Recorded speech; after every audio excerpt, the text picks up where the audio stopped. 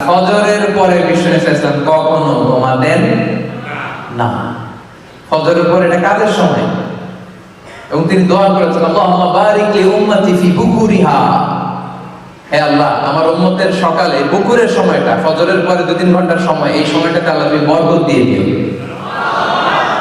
এই সময় কাজ করলে বরকত, এই সময় আপনি অফিসের কাজ করবেন, পড়াশোনা থাকলে পড়াশোনা করবেন, ঘুম যদি রাতে না হয় একটু দেরি করে ঘুমাবেন, কিন্তু ফজরের পর পর ঘুমানোটা ঠিক না। কালে রোদ্রে সফরে কোনো ঝামেলা 1-2 দিন হতে পারে, কিন্তু এটা রেগুলার অভ্যাস হওয়া ঠিক না, যে প্রতিদিন আমার ঘুমই হয় ফজরের পর, রাতে ঘুম নাই, এরকম কিছু আছে না নাই?